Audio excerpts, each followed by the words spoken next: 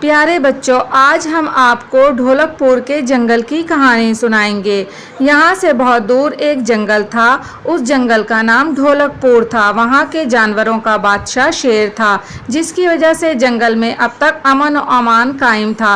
एक रोज दूसरे जंगल का बादशाह गीदड़ आया। वो कहने लगा, इस दफा जंग जरूर होगी और मेरी टीम ही जीतेगी। शेर ने कहा, गीदड़, हम हर बार लड़ाई करते हैं मगर नतीजा कुछ नहीं निकलता सिवाय मार धाड़ के। बी लोमड़ी, जो कि गीदड़ की वजीर थी, कहने लगी, तो क्यों ना इस दफा क्रिकेट मैच खेला जाए। ये तरकीब शेर को अच्छी लगी। चुनांचा तय हुआ कि इतवार की सुबह दूध दही की दुकान के सामने मैच खेला जाएगा। सब जानवर अपने अपने घरों की खिड़कियों पर चढ़कर मैच को देखने के लिए बेताब थे।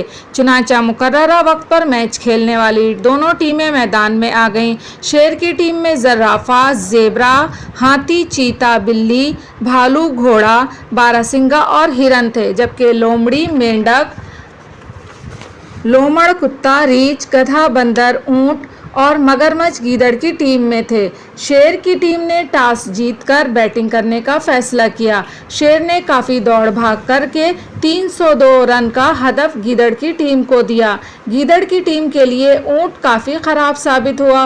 वो तेज़ दौड़ नहीं सकता था, इसलिए गीदड़ की टीम के 280 रन पर 8 आउट थे और 11 गेंदें बाकी थी। बिल्ली ने एक ज़बरदस्त स्पिन बॉल करवाई, जिससे गीदड़ की टीम का आखिरी जानवर कुत्ता काफ़ी कारगर साबित हुआ। हर बॉल पर चौका, छक्का या 1 रन ज़रूर करता। चुनांचा आखिरी गेंद पर 2 स्कोर और 1 बॉल पर चाहिए थे। इस मुश्किल मरहले में शेर ने आखिरी बॉल करवाने का फैसला किया।